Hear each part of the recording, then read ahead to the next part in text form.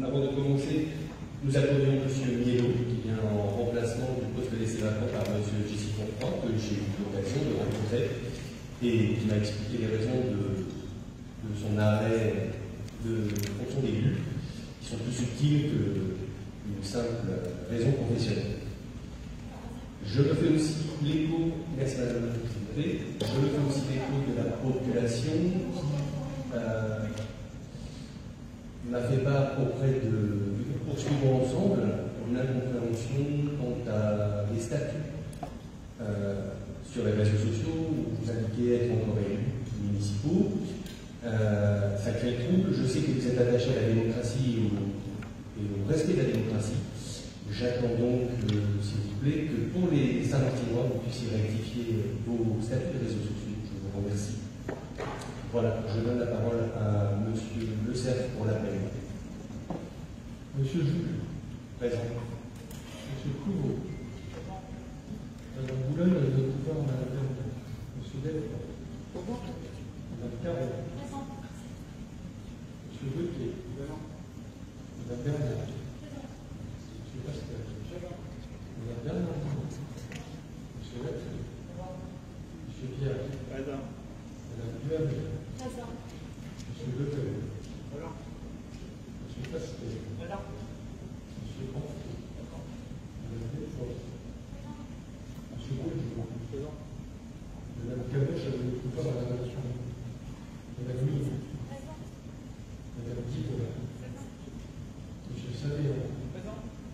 Madame Webbe. Madame Silvestre. Monsieur Foucault. Madame André-Jacques. Monsieur Pondé.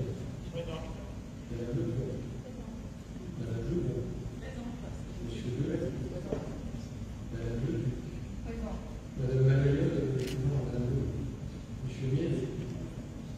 Monsieur Altazan. Madame Lebon, vous vouliez faire une intervention? Peut-on donner le micro à Madame Lebon, s'il vous plaît? Écoutez, je suis étonnée de votre déclaration. Déjà pour les statuts sur les réseaux sociaux, je ne sais pas à quoi vous faites allusion. Nous avons une page politique du groupe Poursuivre Ensemble. Nous ne servons pas, contrairement à vous, du logo de la ville de Saint-Martin pour faire des attaques politiques.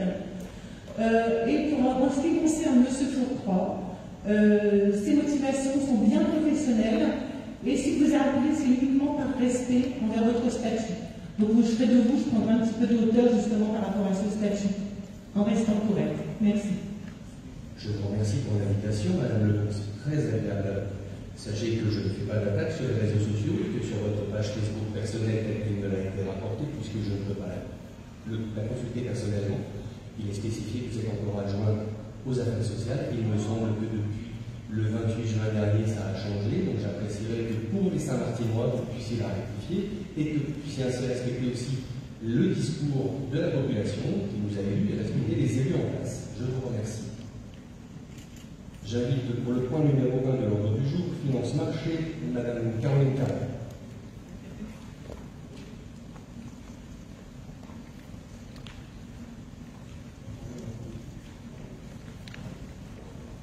Monsieur Mielo, vous voulez faire une intervention?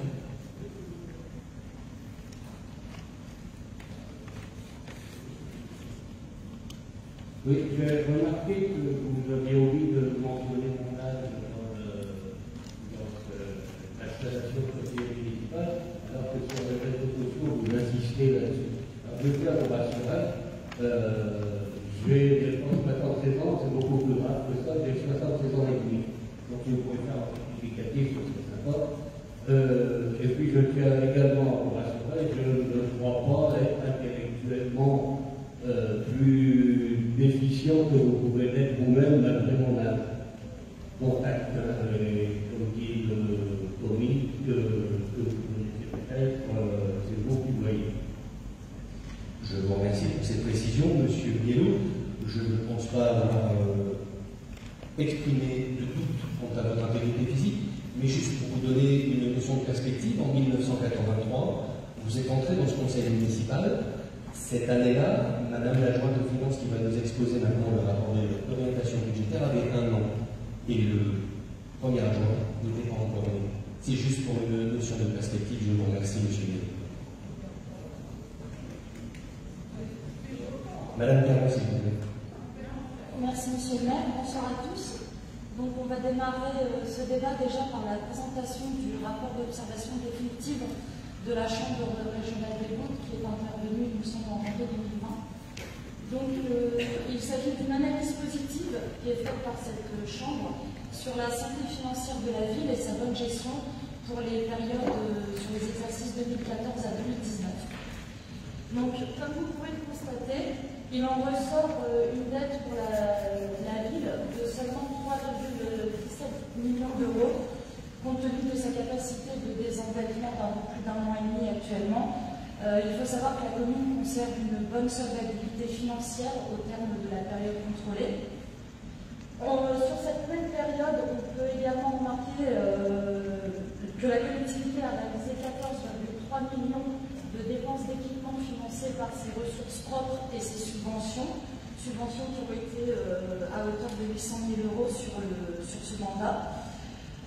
Donc ces constats montrent que l'autofinancement combiné aux subventions reçues a été suffisant pour financer les dépenses d'équipement de manière soutenable et qu'il en serait de même donc à l'avenir si ces hyperflux financiers restaient stables. Dans la page 7 du rapport de la Chambre des comptes, vous pouvez constater qu'au cours de cette même période, les principaux indicateurs financiers de la commune ont peu évolué et que depuis 2014, l'évolution des recettes et des dépenses de fonctionnement de la collectivité n'appelle pas d'inquiétude puisqu'elle a réussi, malgré un placement de son épargne, à maintenir ses équilibres financiers. Avant-dernier point, en recette, le produit global se maintient malgré la perte presque de 500 000 euros de dotation de l'État dans le cadre de la contribution au redressement des comptes publics. Et enfin, l'évolution des dépenses de fonctionnement est modérée depuis 2014. La commune a fourni un effort de maîtrise sur les charges de gestion, en particulier sur les charges générales et à caractère, sur les charges de personnel. Donc, après cette analyse, il ressort quand même deux rappels au droit. Conformément à l'instruction budgétaire et comptable M14, donc ce sont des rappels au droit pour qui je précise nous avons dû apporter des réponses. Donc, le premier rappel au droit a été de constater les rattachements de charges et de produits d'exercice. Donc, il faut savoir qu'à cette remarque, nous avons répondu qu'entre 2015 et 2019, ces rattachements ont varié de 32 000 à 55 000 euros, hormis pour 2016 avec 244 000 euros. Alors, des instructions ont d'ores et déjà été données aux services financiers afin de suivre scrupuleusement cette obligation.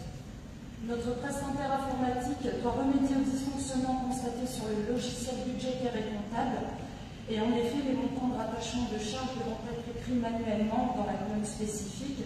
Ceci n'y figurait pas malgré le type de mandat sous la forme mandat de rattachement. Donc ce problème sera résolu pour l'avenir et dès la présentation du compte administratif pour l'exercice 2020. Le deuxième rappel au droit, donc toujours conformément à l'instruction budgétaire et comptable N14, ne constatait que des restes à réaliser qui correspondent aux dépenses engagées non mandatées. Donc ici, nous avons répondu que dès cette année, la programmation des investissements évoluera par la mise en place d'autorisation de programmes et de crédits de paiement, ce qui permettra de présenter une vision beaucoup plus globale des dépenses et des recettes sur tout le cycle, notamment sur les projets d'investissement, avec une prévision des crédits à réaliser sur un seul exercice.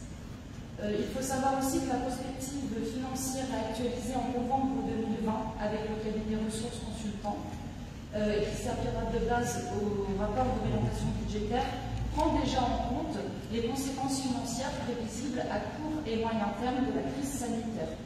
Cela, vous pouvez le retrouver page 10 du dossier sur la Chambre des comptes. Voilà pour les deux rappels au droit. En ce qui concerne les réglementations, elles sont au nombre de 3. Donc la première réglementation a été d'établir un plan pluriannuel d'investissement, le faire adopter par le conseil municipal et suivre l'exécution et l'actualiser régulièrement. Pour info, le plan pluriannuel d'investissement sera présenté dès ce soir pour l'exercice 2021 et tiendra compte des projets de la municipalité installée depuis le 5 juillet dernier. Il fera l'objet d'un suivi régulier et d'une actualisation afin d'intégrer notamment les cofinancements obtenus. Ce programme sera bien évidemment différent de celui de fin 2019 par la municipalité précédente. Compte tenu des remarques de la Chambre des comptes sur les capacités d'investissement, la ville pourra cependant préprendre un PPI dans la fourchette de 14 à 20 millions d'euros pour la période 2020 à 2026. Pour la recommandation numéro 2, il nous demandait de développer des outils de suivi du patrimoine, s'appuyant notamment sur un diagnostic de l'état du bâti. Alors ici, les chantiers pour la sécurisation et l'accessibilité des bâtiments doivent être poursuivis. L'amélioration nécessaire des performances énergétiques sera l'un des grands chantiers du mandat.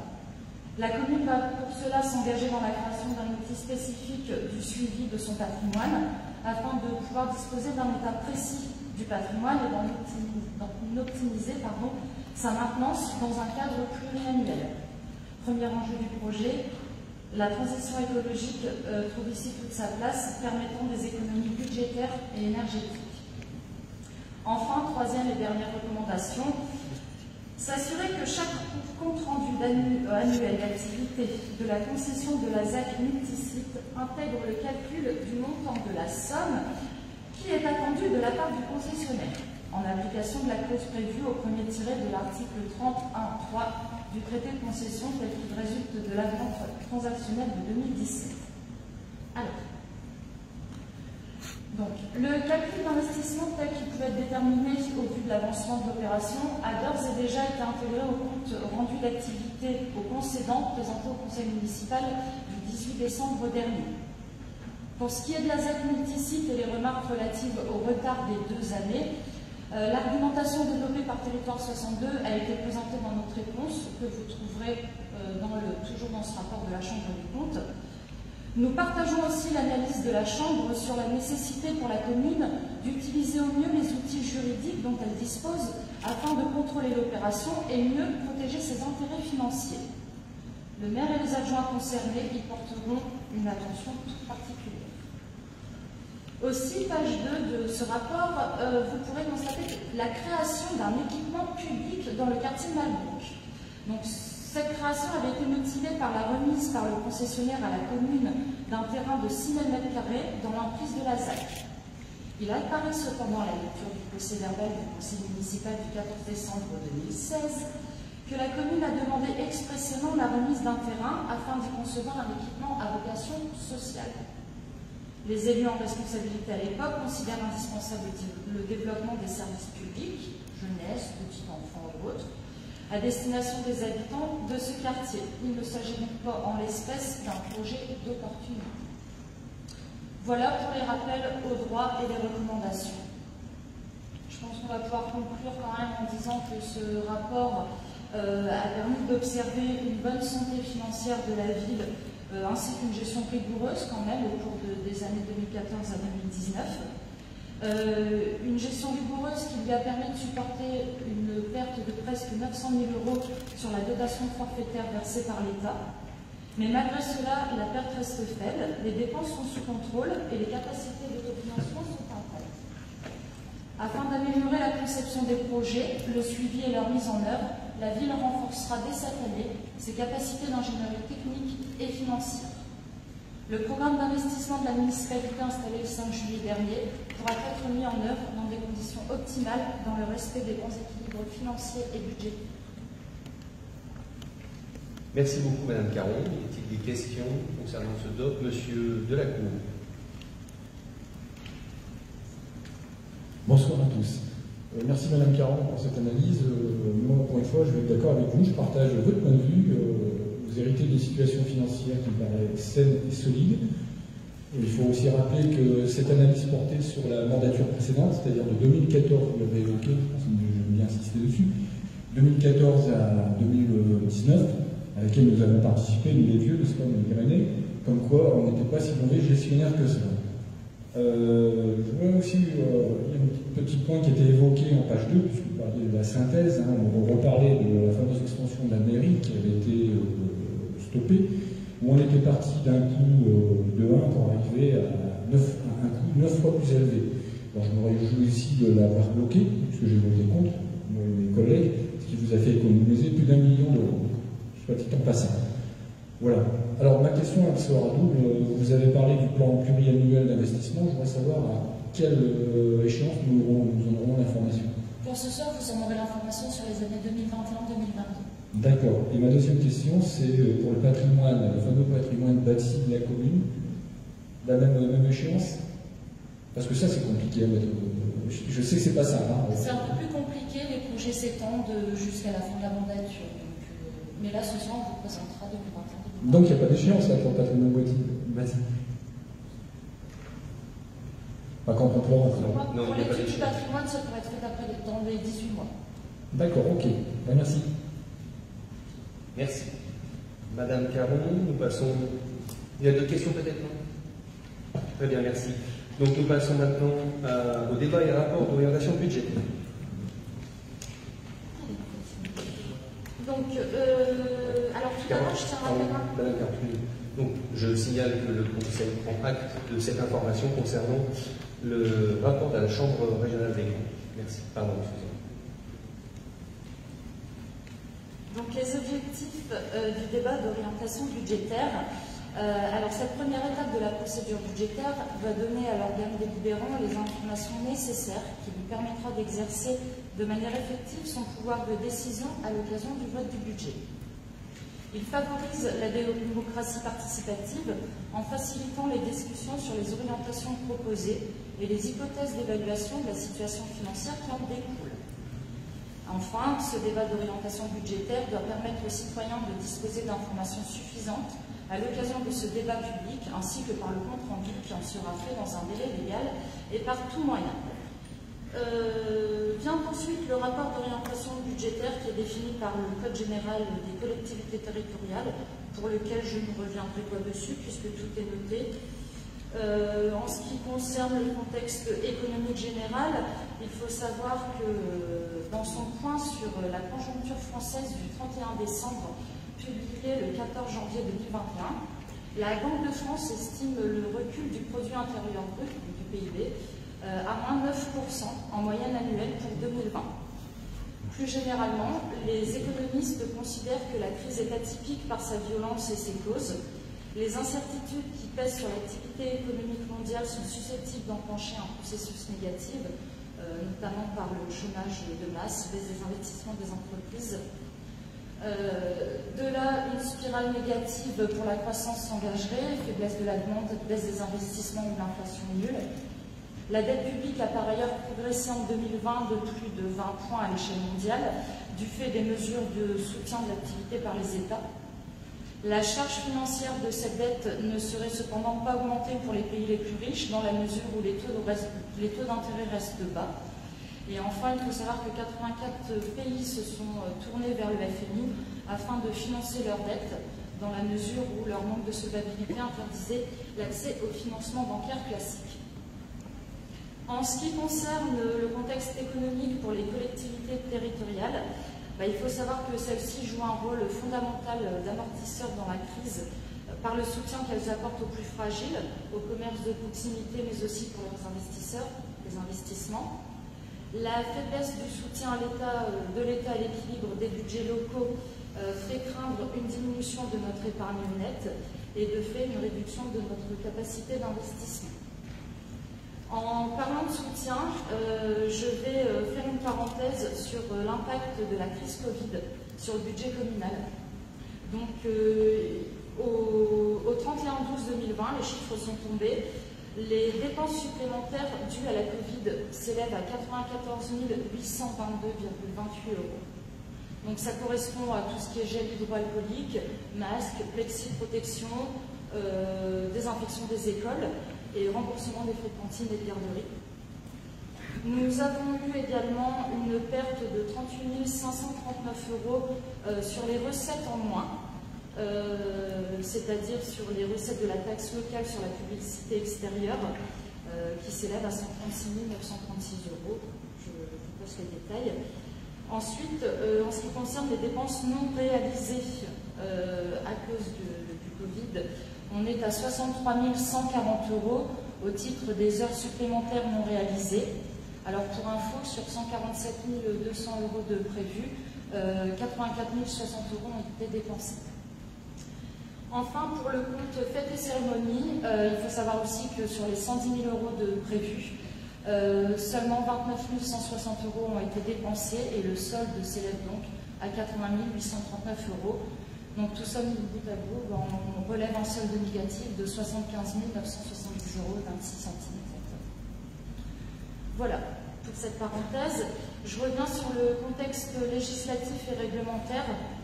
Alors, ce qu'il faut savoir ici surtout, c'est il faut retenir pour les finances communales, c'est surtout la suppression de la taxe d'habitation. Parce que la loi de finances pour 2020 avait prévu la suppression totale et définitive de la taxe d'habitation sur les résidences principales. Pour 80% des foyers fiscaux, cette taxe est définitivement supprimée en 2020, après avoir été allégée de 30% en 2018 et 65% en 2019. Bref, pour 20% des ménages restants, l'allègement sera de 30% en 2021, puis 65% en 2022. Donc en 2023, plus aucun foyer ne paiera de taxe d'habitation sur ses résidences principales. Il s'agit d'un allègement massif de la pression fiscale, mais il ne faut pas craindre de création ou d'augmentation d'impôts. Pourquoi? Parce qu'il y aura une compensation à l'euro pour les collectivités, mais à l'euro près. Il n'y a pas aussi d'impôts nouveaux pour les contribuables. L'État assumera la compensation intégrale des collectivités sur ses ressources propres. Et cette compensation a été prévue dès 2020 au budget de l'État afin de donner la visibilité aux collectivités avant les municipales. Elle sera donc effective dès cette année. Alors la taxe d'habitation est compensée en totalité sur le budget primitif 2021 par un transfert de la taxe foncière sur les propriétés bâties du département avec un mécanisme de coefficient correcteur. Ensuite, donc ce qui est rapport avec l'établissement public de coopération intercommunale, vous le trouverez page 15, je ne reviendrai pas dessus. Vient ensuite les ressources humaines, le tableau qui est présenté page 16 et 17. Et s'ensuit donc les orientations budgétaires pour 2021.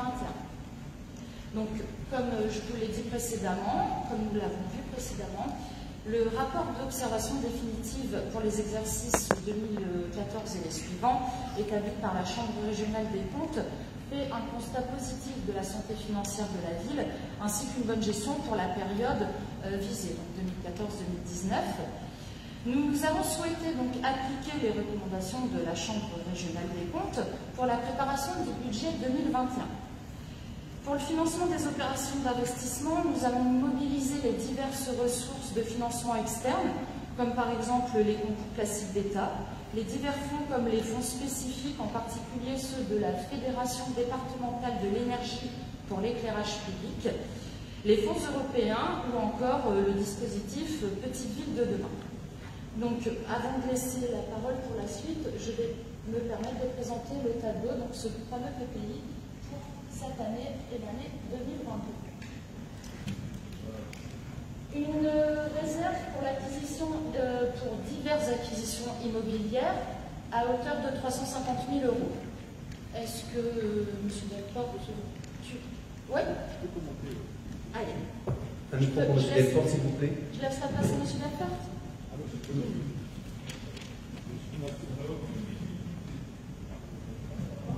Désolé, nous essayons de faire du mieux possible. Ouais.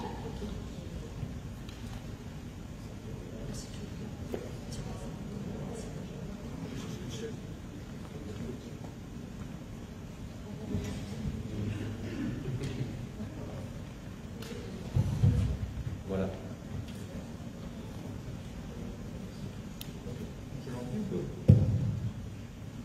Bonjour à tous. Quelques commentaires sur cette démarche de PPI. On est rentré, la commune est rentrée dans une démarche à la fois de projet et de PPI, qui est le plan pluriannuel d'investissement. La Cour des comptes nous demande en effet à juste titre d'ailleurs, de programmer nos investissements sur une durée pluriannuelle, en l'occurrence au moins sur la durée du mandat. C'est ce que nous avons donc fait. Nous avons programmé des investissements projets sur toute la durée du mandat. Ce soir, on vous présente le programme 2021-2022, étant entendu qu'il se prolonge sur 2023, 2024, 2025, 2026. Alors, vous voyez bien les lignes? Je tiens aussi à préciser qu'il s'agit d'un plan pluriannuel d'investissement. On entend. Non, c'est pas possible. Alors, je tiens aussi juste à préciser, le plan pluriannuel d'investissement, c'est quelque chose qui va vivre tous ensemble, on va l'alimenter, il va être modifié, il va être décidé, et ce ne sont que des hypothèses. Il faut savoir que voilà, ça bouge, hein, on est bien d'accord.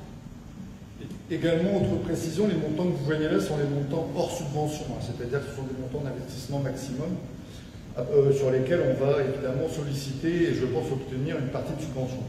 Alors, 2021, première ligne, une réserve pour acquisition immobilière. On se donne la possibilité d'avoir une réserve de financement pour acquérir des biens immobiliers qui nous paraissent stratégiques. Il y en a d'ailleurs un qui a trait à notre équipement culturel, c'est la friche GEL10 que nous avons acquis déjà cette année, qui rentre donc dans cette ligne de réserve budgétaire. Donc on se donne un peu de mou pour pouvoir en effet acquérir des biens qui nous paraissent stratégiques sur la commune. Il y en a d'autres qui sont en perspective. Deuxième ligne pour 2020, donc 350 000 €. Deuxième ligne pour 2021, c'est le centre Brassens. Donc avec pour 2021 un réinvestissement en chauffage et climatisation. Et pour 2022, on peut continuer ligne par ligne plutôt que colonne par colonne, ce sera plus précis. Pour 2022, c'est effectivement la réisolation du centre Brassens, pour ce centre Brassens, on vise un label bâtiment basse consommation. Évidemment, les budgets courants de voirie communale, donc réfection de voirie, effacement, enfouissement de réseau, qui sont des investissements que nous pratiquons déjà depuis plusieurs années sur des budgets qui sont programmés à l'année et dont le montant est à peu près constant. On profite, je le rappelle, en matière d'enfouissement de réseau, on profite de travaux importants de voirie qui sont faits pour enfouir nos réseaux en même temps. Évidemment, pour ne pas recommencer à enfouir les réseaux 2 ans après que les voiries aient été ravalées. L'éclairage public, on en a parlé lors d'un précédent conseil municipal, c'est dans le cadre du contrat de performance énergétique, en lien avec l'entreprise Citeos, on réinvestit dans notre éclairage public. Alors, les montants que vous voyez là sont des montants d'investissement. Ce qu'il faut savoir, on en a déjà parlé, on en a parlé également en commission urbanisme, c'est que ce CPE nous coûte évidemment sur 2 années, mais en réalité, sur une période de 15 ans, fait faire à la commune des économies substantielles en matière énergétique, puisqu'en fait on remplace les matériels et donc ils sont évidemment beaucoup moins consommateurs. Donc ces montants vous sont présentés en investissement, en réalité, à terme, c'est un gain pour la commune. Un gain financier, j'entends. Ligne suivante, la liaison douce Varocris, c'est donc la voie verte, le Portel-Boningue. C'est un projet important, un des projets principaux du mandat. On va aménager cette voie verte entre la route de Dèvres, pour faire court, et le quartier d'Ostrov. On est en train de travailler sur les plans, on a budgété, alors cet investissement se fera sur plusieurs années, évidemment, parce que c'est un projet lourd. Les premiers investissements sont budgétés pour 2021 et pour 2022. Je vais pas trop vite? Je suis compréhensible? Ça va. Toujours en fin de semaine, des fois on est un peu fatigué en fin de semaine. Ligne suivante, le lieu unique de culture, vous en avez sûrement entendu parler. C'est un projet, c'est le deuxième projet important pour la commune, c'est ce qu'on appelle les microfolies. Guillaume peut vous en donner quelques précisions si vous le souhaitez, on va en parler après. Donc ce lieu unique de culture prendra place rue Durieux à l'emplacement de la friche dite Jaldis que nous avons achetée cette année et que nous avons également budgété sur plusieurs années. Alors, je ne rentre pas dans le détail de l'équipement. Si vous avez des questions, on en parlera tout à l'heure et Guillaume pourra vous préciser ce qu'on veut faire à ce moment-là. Ligne suivante, le centre technique municipal. Alors c'est pareil, on a en fait le projet de regrouper sur un même site les installations techniques municipales. Et ce site, c'est celui de l'Inquiéterie que nous occupons déjà en partie. Il y a une partie de ce site qui est actuellement occupée par la CAB, qui va prochainement déménager puisqu'elle achève la construction de son propre bâtiment. On va donc récupérer une emprise importante sur notre site de l'Inquiéterie. Le projet consiste en fait à donc regrouper nos services sur ce site pour y faire un vrai et fonctionnel centre technique municipal, ce que nous n'avons pas aujourd'hui. Nos installations sont dispersées sur plusieurs sites, les ateliers techniques route de Saint-Omer, les serres qui sont à Ferinacri et la voirie qui est rue... bref, vous la voyez tous. Rue au Bois, merci. Donc nous allons regrouper nos installations pour que notre personnel ait des conditions de travail plus agréables et plus fonctionnelles sur ce site de l'Inquiéterie. On a donc budgété, c'est pareil, c'est un investissement sur plusieurs années, mais en tout cas il est budgété en partie sur 2022.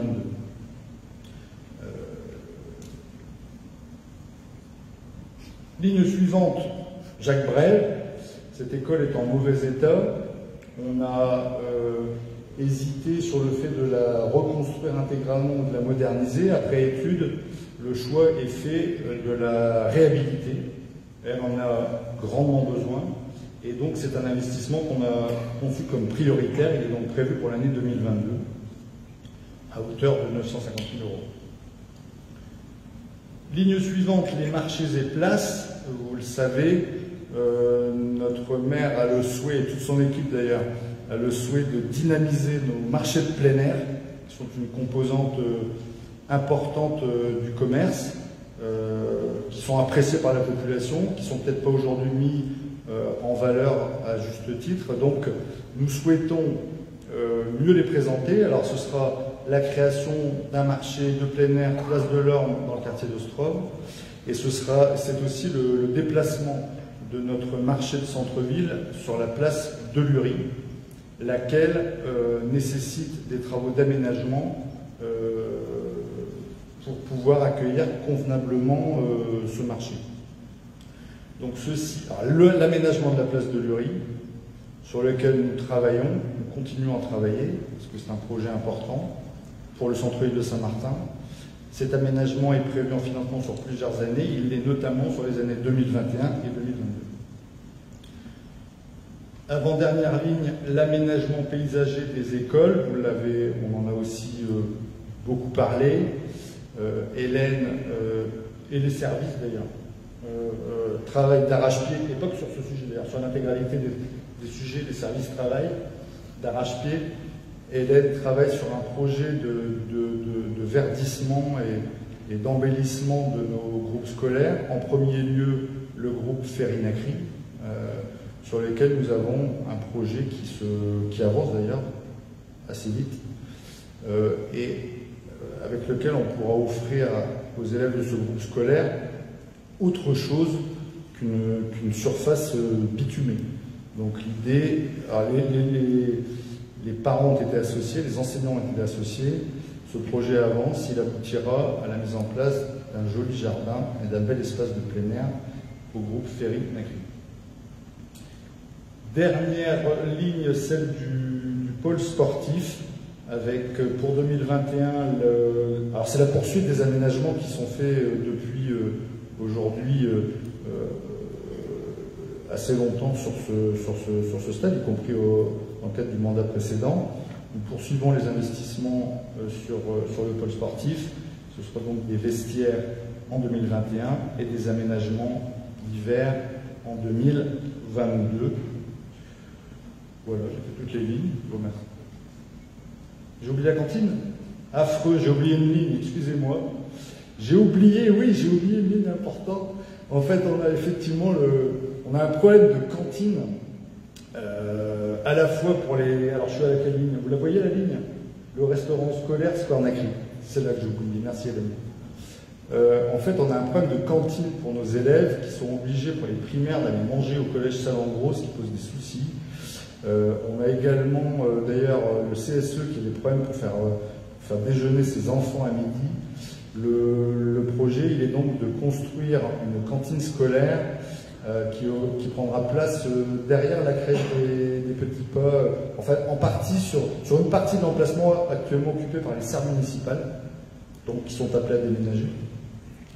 Donc dans la partie droite, de face, on va aménager une cantine scolaire pour faciliter la vie de nos élèves. Voilà, donc ça c'est inscrit en partie pour l'année 2022. Et ça se poursuivra sur les années suivantes. Voilà, j'espère que j'ai été clair. Merci pour votre attention. Merci beaucoup, Monsieur Delporte, pour cette présentation exhaustive du PPI Plan 2021-2022. Madame Caron, quelque chose à rajouter? Bien. Le rapport et débat d'orientation budgétaire vous a été présenté. Y a-t-il des questions? Monsieur Delacour, le micro arrive. Merci. Alors, moi, d'abord, je déplore qu'il n'y ait pas eu de commission finance. On aurait pu déjà les broussailler les questions que je vais vous poser, parce que là, je suis désolé. C'était pas prévu, mais vous n'avez pas eu le temps, peut-être? La commission finance est prévue obligatoirement avant la présentation du budget primitif, pas avant le DOM. Oui, mais le plan pluriannuel d'investissement sera intéressant aussi. Il vous sera présenté à cette commission aussi, Monsieur Delacour. J'espère qu'on aura le document, parce que là, c'est pas visible. Non, mais il y en avait avant. Comment vous faisiez? Ah ben. Il y en avait pas. Ça, c'est sujet à chaque pensée. Là, il se travaille. Attendez, vous faites les questions et les réponses maintenant? Non, je réponds à votre question. Comment? C'est énormément de travail. Je réponds mais à votre question. Mais je ne dis pas que c'est pas énormément de travail. Est-ce qu'on pourra avoir le document? Ça se borne à ça, ma question. On le présente ce soir. Si vous voulez le document, c'est pas parfait. Monsieur Delacour, je ne sais pas en tant que fervent écologiste qu'il est préférable de vous présenter un document numérisé. Alors effectivement, la technique nous fait défaut aujourd'hui pour que vous ayez une présentation normale. Ouais. C'est toujours mieux que des morceaux de papier qui finissent généralement dans la poubelle. Et on est d'accord. Alors si on peut l'avoir numérisé, ça serait parfait. Bon, rapidement, quelques petites questions, notamment sur le bilan Covid. Sur les dépenses, sur la page 9, si je peux vous faire gagner du temps, à la page 9, au niveau des dépenses non réalisées pour les fêtes et cérémonies. Toutes les fêtes et cérémonies organisées par la commune ont été prises en compte là-dedans. Tout ce qui n'a pas été fait, je veux dire. Même les rencontres sportives. Bien sûr. Bon, ça me paraît pas beaucoup. C'était votre budget, monsieur Delacour. Oui, c'est possible. Oui. À la page 14, pour le rapport avec l'établissement public de coopération intercommunale, hein, c'est le cadre. On a bien les montants en valeur absolue de la dotation de solidarité communautaire, la DSC et la DSCE. Moi, je vous passe les détails. Par contre, on n'a pas le montant du fonds de péréquation des ressources intercommunales. On n'a pas un montant là-dessus? On a bien le mode de calcul, hein, mais pour les deux autres dotations, on a exactement le montant, mais pas celle-ci.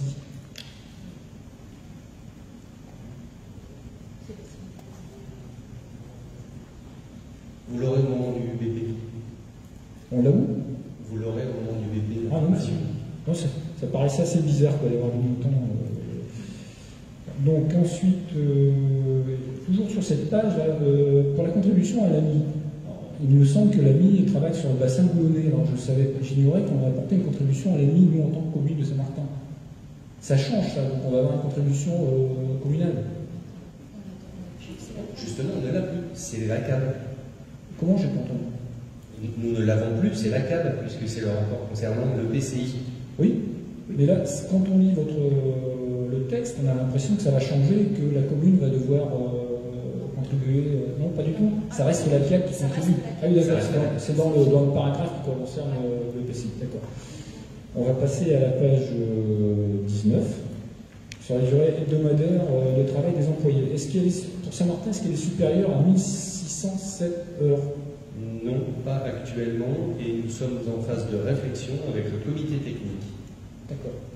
Donc on est L'obligation est faite pour les 1607 heures au 1er janvier 2022. Donc on est en dessous là, actuellement. On est en dessous. D'accord. C'est Mais c'est marqué. Pour la page 20, il est fait état de la création d'un contrat de projet de 6 ans. Ça, par contre, je ne connais pas. C'est nouveau, ça aussi? C'est une obligation peut-être légale qui n'avait pas été faite auparavant. Alors, il s'agit d'un contrat de projet vis-à-vis de la gestion du personnel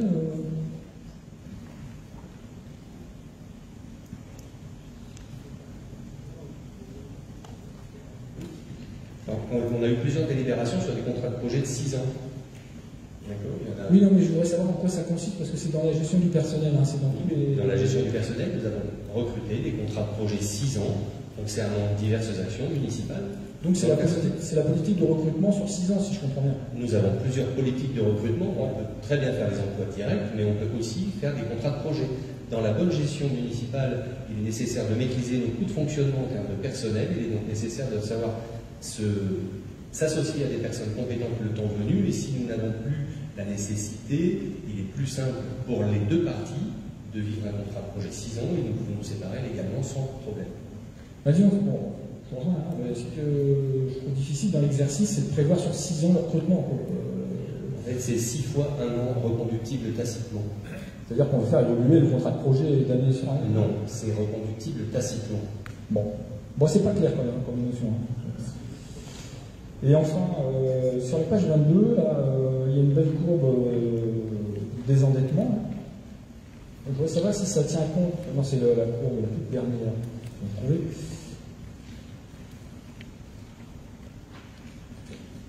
L'évolution de la dette, est-ce qu'elle tient compte des futurs projets que vous envisagez de faire pour la commune? Ou c'est une projection je vois que ça va jusqu'en 2033. Parce que là, on vient de voir le PPI. Est-ce que le PPI a été pris en compte dans cette évolution? Non, c'est la dette actuelle. C'est la dette actuelle sans les D'accord. projets à venir. Avec ce qu'on a okay. C'est ça. Ok. C'est bon, merci. Merci, monsieur Delacour. Vous auriez pu aussi parler de l'école Brenne qui, suite à votre bonne gestion municipale de 2014 à 2019, vous aviez omis de faire des travaux pour cette école. Mais voilà, c'est pas grave. Donc, y a-t-il d'autres questions concernant le DOM? Bien, nous allons donc passer au vote. Y a-t-il des contre? Un contre? Une abstention? Des abstentions? 7 abstentions, pardon. Et donc, les pour? Merci. Merci beaucoup, Madame Caron, pour cette présentation. Nous passons au point numéro 2, ressources humaines, mise en place du régime indemnitaire tenant compte des fonctions de suggestion, de l'expertise et de l'engagement professionnel, appelé autrement dit RIFSEP.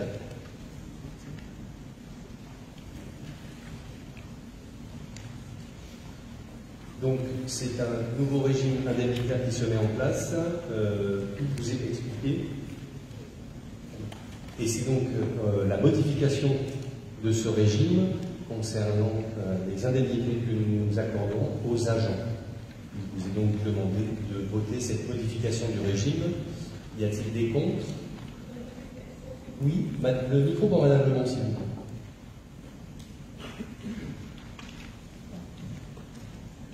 Oui, avant de voter, on voudrait savoir si ça a été fait en concertation avec le personnel. Hein.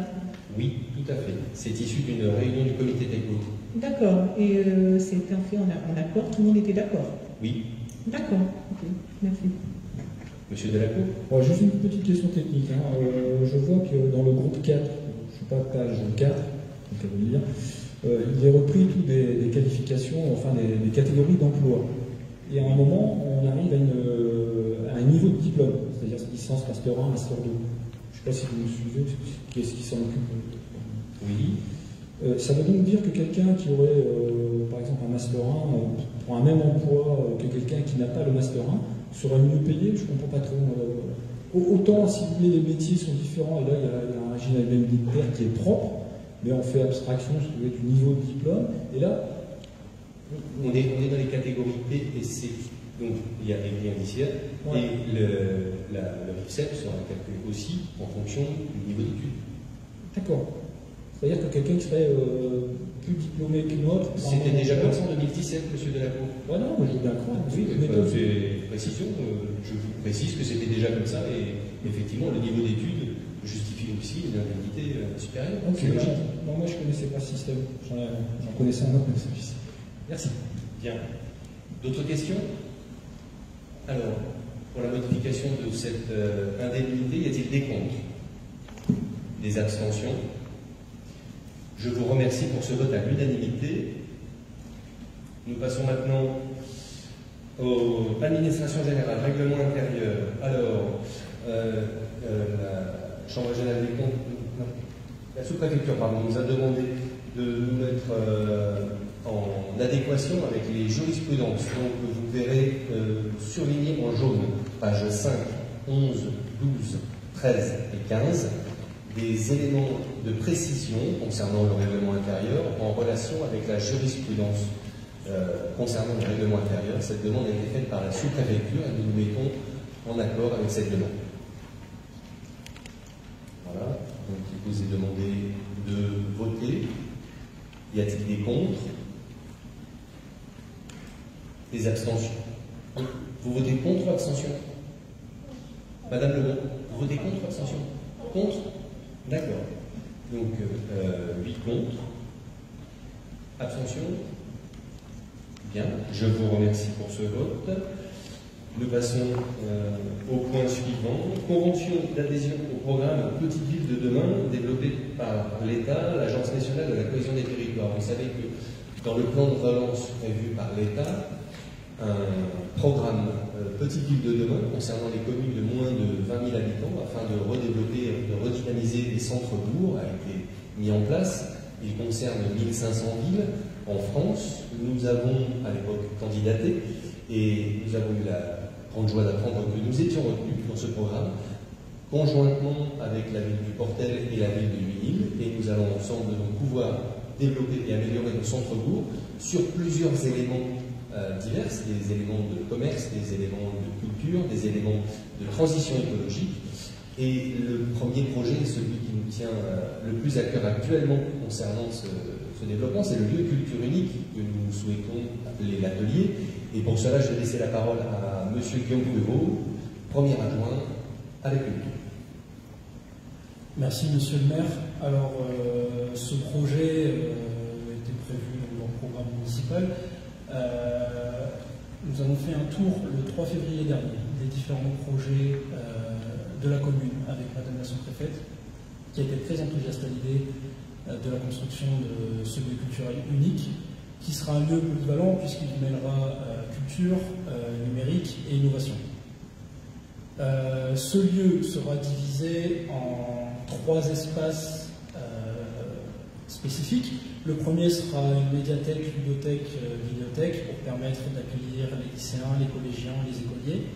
C'est un lieu où l'on trouvera donc du livre, du numérique et également des espaces de travail. L'autre lieu capital sera un musée numérique type microfolie. Les microfolies sont des musées numériques agréés par le centre de la Villette et sponsorisés par le centre de la Villette. C'est la Villette qui gère le déploiement au niveau national des musées microfolies. Donc l'avantage d'avoir un musée comme cela à Saint-Martin, c'est que l'on pourra donner accès à la culture à des jeunes Saint-Martinois ou des moins jeunes qui ne peuvent pas se déplacer jusqu'à Paris pour voir les grands musées parisiens, car les musées numériques sont des projections des grandes œuvres de grands musées nationaux. Il faut savoir que le catalogue est large et que nous avons une totale liberté de choix sur ce que nous voulons projeter. Le troisième espace structurel est celui du Fab Lab, qui regroupera donc divers outils comme de la découpe laser, des imprimantes 3D ou d'autres types d'outils pour permettre à chacun de venir faire parler son talent, que ce soit créateur d'entreprise, retraité, jeune, n'importe qui pourra venir utiliser cela, y compris les scolaires, et c'est important, y compris les scolaires qui pourront venir faire découvrir les technologies à leur classe. Ces trois structures seront unies entre elles par un espace polyvalent qui nous permettra d'accueillir une quarantaine de personnes, de faire des expositions et aussi de poursuivre les expositions qui seront faites dans le musée numérique ou des lectures publiques dans la médiathèque. Enfin, un dernier espace consacré aux adolescents sera construit. Il permettra aux ados du collège et du lycée d'avoir un vrai lieu pour se réunir, pour se divertir, pour travailler ou pour se restaurer le midi en dehors de la cantine du lycée ou du collège. Pour ce dispositif, donc, nous avons présenté ce projet au dispositif Petite Ville de demain, qui a été l'une des raisons pour lesquelles nous avons été reçus. Ce dispositif fera également l'objet, ce projet fera également l'objet d'une demande de financement pour un contrat de plan État-région. Nous sommes actuellement en contact très avancé avec la région et la sous-préfecture pour avoir un contrat de plan État-région, et également un fonds FEDER, c'est-à-dire un fonds européen, puisque le projet rentre pleinement dans les lignes qui sont à la fois celles de la région, de l'État et de l'Union européenne, qui sont des lignes directrices sur l'innovation, sur la transition numérique et sur la réhabilitation des quartiers et des friches, puisque, je le rappelle, ce lieu culturel sera situé à l'emplacement de l'usine G10, que nous allons déplacer les services municipaux qui sont derrière, ce qui fait que nous avons une friche en zone urbaine que nous souhaitons requalifier. Merci beaucoup, Monsieur Pruvot, pour cette présentation. En complément du lieu culture, l'atelier que nous voulons porter, il y aura aussi le chemin du Pantalmonaille. L'appellation est pour l'instant celle-ci, et une autre appellation est ouverte à proposition si des idées vous font sentir. Bien, il vous est donc demandé de voter cette convention d'adhésion au programme Petite Ville de demain. Monsieur Delacour. Merci, simplement quelques actes. Donc c'est les projets qui seront financés. Oui, l'ensemble des projets proposés par la commune seront portés par Petite Ville de demain. Est-ce qu'on peut savoir le pourcentage de contribution de c'est l'État qui attribue ça? L'État a mis une enveloppe de 3 milliards d'euros sur la table pour les 1500 villes. Ce sera réparti en fonction des projets et les financements peuvent monter jusqu'à 80%. Jusqu'à. Oui, c'est le maxi, d'accord. Voilà. Enfin, si on avait 50%, ça déjà pas mal, je pense. Ce serait déjà par expérience. Oui. Simplement, oui, alors vous parlez d'un cofinancement du projet, du poste de chef de projet. Ça veut dire que, est-ce que ça veut dire que Saint-Martin serait leader? Parce que vous avez parlé des 3 communes, hein. Je vais m'expliquer, je ne suis pas clair. En général, quand on fait un truc comme ça, avec un projet commun avec plusieurs communes, il y a une commune qui est leader. Est-ce que nous, on serait leader pour les côtés? Alors, dans le cadre du plan proposé par l'État, le chef de projet est porté par l'EPCI qui regroupe les communes. Là, les communes. Administrativement, la CAP portera cette personne et elle sera coportée par l'ensemble des 3 communes. L'État prend 80% en charge du salaire de cette personne. Les 20% restants sont à la charge des 3 communes. Donc le chef de projet vient à Saint-Martin, si je comprends bien. Il viendra à Saint-Martin, il ira aussi au Portel, et il ira aussi un chef de projet. Voilà. Non, il y aura un chef de projet qui fera les 3 communes. Ok. Et il faut pas. Moi, je pensais qu'il fallait que ce soit un projet commun aux 3 communes. Donc là, on peut avoir son propre projet, chaque commune le sien. Exactement. Okay. Bon, moi, vous avez répondu. On a postulé tout seul. On n'a pas postulé en trinôme. C'est l'État et la préfecture qui, pour regrouper certaines communes, a décidé de nous mettre en trinôme. Ok. Merci. Merci beaucoup. Monsieur Balthazar, une question. Alors, une question, oui et non. D'abord, c'est une satisfaction d'entendre ces projets que nous avions aussi, en son temps, au moment de la campagne électorale, avancés comme des projets structurants pour Saint-Martin. Donc, tant mieux qu'ils existent encore et qu'ils existeront demain, dans la petite ville de demain que nous sommes. Bonne idée aussi d'avoir voulu entrer dans cette démarche et surtout bravo d'y avoir réussi. Je ne sais peut-être pas encore le moment d'en parler, mais bon, les choix qui sont faits sur les lieux n'ont fait l'objet pour l'instant que d'une annonce dans la presse ici dans cette assemblée, enfin, bon, j'ai raté le 18 décembre, mais je ne sais pas si c'est à ce moment-là que ça a été dit, mais je ne crois pas. Quelle sera la surface de ce lieu? Pourquoi l'avoir mis à cet endroit-là particulièrement? C'est peut-être pas l'endroit le plus visible de Saint-Martin, mais enfin bon, voilà, c'est comme ça, c'est là. Et aussi, donc, quel est le délai, enfin, de construction qui est prévu pour que ces beaux outils soient à disposition des Saint-Martin? Pour le lieu culturel, donc la surface de l'usine Jadis, c'est un peu moins de 1300 m². Donc on va être autour de un peu plus de 1000 m² pour ce lieu culturel unique. Concernant l'emplacement, et je pense que M. le maire me rejoindra là-dessus, nous ce qu'on a voulu, c'est qu'il soit à proximité des lycées, des collèges et des écoles. Alors là, il est à proximité du lycée Gironsanier, il est à proximité du collège Saint-Andrew, des différentes écoles du centre.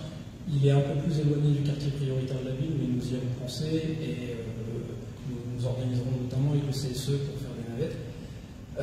L'idée, c'était aussi de redynamiser le quartier du centre, notamment ce quartier-là qui est très passant, notamment par la route de Saint-Omer, et donc de mettre un lieu où les gens pourront s'arrêter et avoir un lieu d'accès à la culture et à l'innovation nous donne cette idée qu'on pourra redynamiser le quartier. Et le stationnement? Alors, pour le stationnement, en fait, pour la durée des projets, la superficie, le chef de projet qui sera choisi nous déterminera les meilleurs choix à faire. Donc, on vous les exposera en conseil municipal. Pour le choix du lieu, autre chose aussi, vous savez que nous avons beaucoup parlé du chemin du Portel-Bonneuil qui nous intéresse. Quand on descend tout en bas du chemin du Portel-Bonneuil actuellement, on arrive au quartier de Maréchal Leclerc, dans lequel il y a la salle Brassens. Et si vous remontez, vous arrivez très vite devant le futur lieu de culture. Donc les deux quartiers seront reliés de chaque côté. Un lieu de culture qui est aussi un symbole de rapprochement entre le quartier de sport et le quartier de Saint-Martin-Centre que nous appelons nos rues. Voilà. Bien. D'autres questions d'intervention? Je vous remercie. Donc nous allons passer au vote. Y a-t-il des contre? Des abstentions? Bien, 7 abstentions, merci. Et donc, des pour?